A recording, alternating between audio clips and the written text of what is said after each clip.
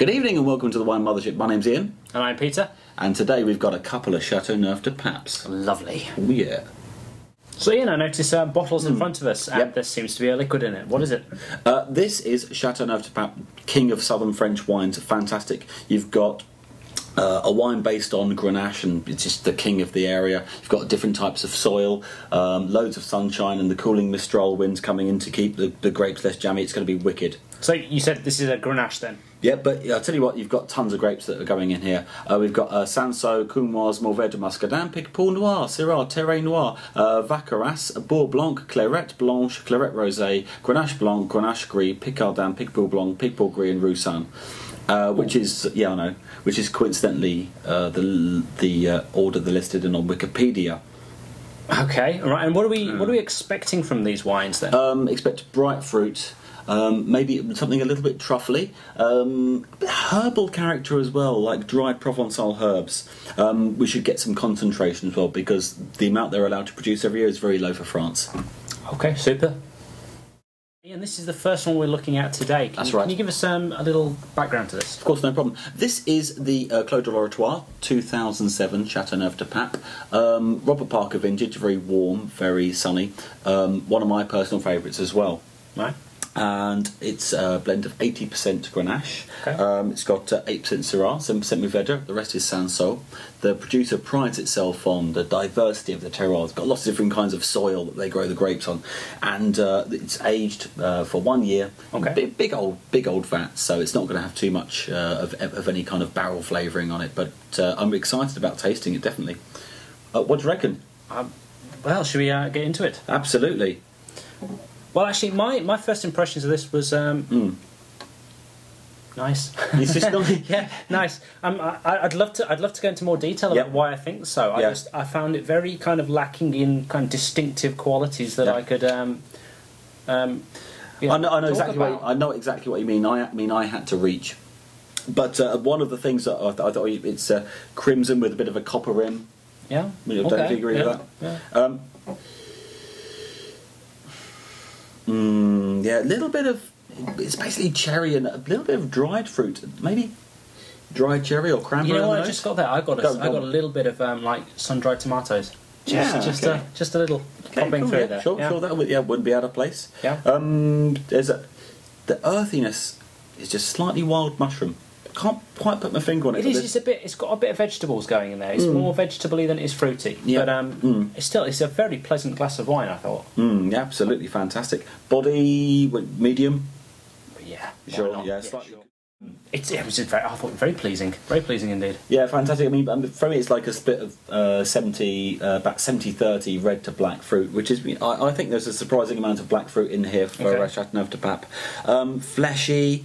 The herbal characteristic is slightly like a flavoured oil, because it goes with the glycerin character of the body, but not like a highly flavoured oil. With one of the really expensive pungent ones, but just maybe with a little, basil, or maybe something slightly fennelly in there as well. Oh yeah, I can get the fennel. Yeah, I get the fennel. Right. And slightly floral content as well. Almost a little bit like Gamay, like a Cru Beaujolais, Moulin Avant or Brie or a Fleury, one of those ones. But you liked it, yeah? That's good. Yeah, me too.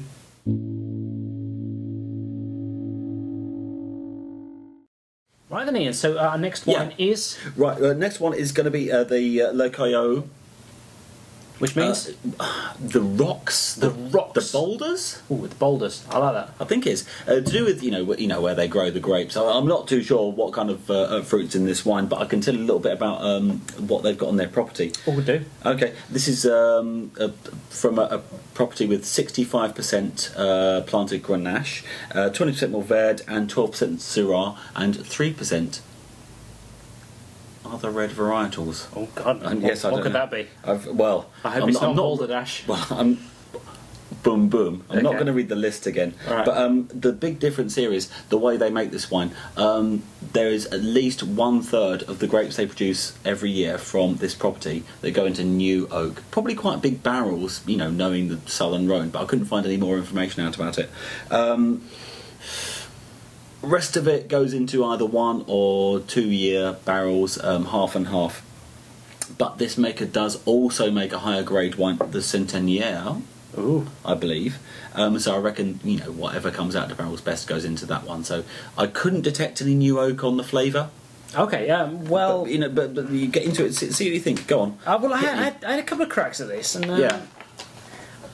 Honestly, we tried this earlier. We had this one first, and then we had this one second. Second, that's right. And then it tasted quite reasonable, but going back the other way... Yeah.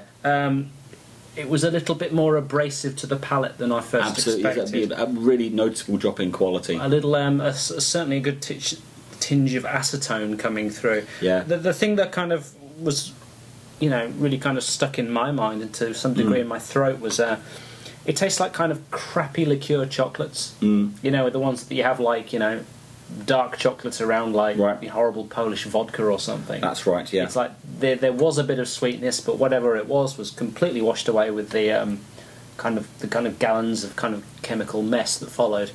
Yeah, I know what you mean. I mean, like I was maybe a little bit kinder with the flavour of this wine. Cherry liqueur. I got cherry skin. Really drinking back the other way, it kind of gets blown out of the water. I think a little bit by its, I mean the only thing that stands up here is the nose. I mean, going back to the nose, it smells a little bit. It doesn't smell hot anymore. It was a little bit alcoholic straight out of the bottle, but the nail polish remover has come off it a little bit, but it's still noticeable. It's a bit more herbal and a bit more truffled. Yeah, I think we said that before. It had a little bit more kind of, rather than a fruity flavour, It's got a bit more funk in it. Yeah. It's not a disaster. No. But it's certainly not a disaster, but it's out of its depth in this company, isn't it? Yeah. Okay, acceptable if you can find it, but certainly we've got to think about the price. This in Japan was 4,410 yen, if my memory serves, and this is under 4,000 yen. There was 500 yen difference. I'm going to preempt the reckoning here. Bit of a sin, but it just doesn't stack up, does it?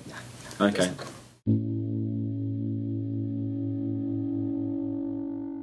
Right, well, I'm tired of all these wines of which we've had high expectations. Right, okay. I think it's time to take it down a rung again. I think it's time for some shit wine. My favourite part of the day. Go on, grab it. Right, okay, well, the wine I have here today is... I'm not sure if this comes up on the camera very well, but this is, in Japanese, it's written The King's Tears. Right. The King's Tears. I like... the sticker. The sticker. Yeah, the sticker actually comes... I actually got this in my local pharmacy. Is this medicinal? I don't think so. No, it doesn't seem to have any label that's saying that it will cure anything. Would you like a splash of The King's Tears? Okay. Hang on, where's it from? It's from Spain, and I think that's about as far as they tell you. Yeah, it says okay. Spain. We made it in Spain. Yeah, we need to go too crazy. Don't poison me. Right, have a little nose and see what you think about this. You say it's The King's Tears. Are you sure it's not General Franco? Don't know. Okay, let's get into this bad boy. That's instantly nail polish remover. Oh, that's quite aggressive, isn't it? Oh God, that's persistent acid reflux. It's like if you ever have like milk that's gone off. It's like skimming the stuff that's gone off and throwing the milk away, and then just leaving that and mixing it with some grapes. And then leaving it on your window ledge and licking it. Other than that, maybe, I don't know, somebody took a dump in it. Kind of like, I can imagine this is something that used to hold like deformed fetuses from the early years of medicine or something. I'm sure there's a museum in Vienna that's got some sort of awful crow fetus in it, and the it's just liquid been drained off, hasn't it? They're kind of slowly rotting in the bottom of it. The Kunstkamera in St. Petersburg. It could well be that. It's not bloody Spanish, it's Russian. Is it Russian? Yeah. It's Russian. I mean, this does completely run the gamut of, human chemistry. I feel slightly sick after drinking half a glass of this. It is. We didn't even have half a glass. It's half a mouthful, isn't it? And that's. In fact, I feel it's kind of slowly burning my stomach away. Yeah, it's like that scene in Alien. Yeah, it's not good. Yeah. But I think it's done the job. Well, burning a hole in my pancreas. Well, yeah. Thank you for watching the shit wine review. Thank you. So, Ian, I do believe we've come to an end. Let's. How can we sum this all up into an easy to digest format? If you're a fan of Chateauneuf du Pape, but you're not really going for the massively top end, this Clos d'Or is fantastic. It's just, it's just a pure red streak of power. It's like the flash running past your tongue, punching you in the tonsils, and then buggering off to do something more interesting. It is a red carpet of welcome down the tongue. Oh God, yeah. With the flash bulbs going off. It's wonderful stuff, and there's tons to it. I feel like we've drunk this too young. If you see a bottle of this, keep it in your cellar and keep it for a long time. It's going to reward you in the end. And this bad boy, not a disaster. No, that's fair. No, not a disaster. But I think there's something wrong. 2008 was not the best year, so I'm not going to slam this producer. No. But it was a bit acetone-y, a bit chemically. As we've gone through the bottle, as you can see, we're nearly doing the bottle doing now. quite well. Yeah. The charms have blown off slightly faster than the qualms, so the makeup's off. Yeah, indeed it is. Yeah. And the middle one? Well, the shit. It's shit. Yeah, it's good. It's the good, the bad, and the excremental, I think, is probably a fair thing to say. In fact, I'm not even sure we're legally allowed to throw this one away. I think we probably need a licence or something. Yeah, we're going to need some sort of tag to put on it, aren't you? I think the collection day is Tuesday in this neighbourhood, yeah? Yeah, I don't know, bury it in concrete or something, but... Yeah, anyway, I hope you found this useful. I've certainly had a lot of fun tasting these wines tonight. Peter, anything else to add? Nah, let's kill it there. Anyway, thank you for watching the Wine Mothership, and remember... may the wine be with you always.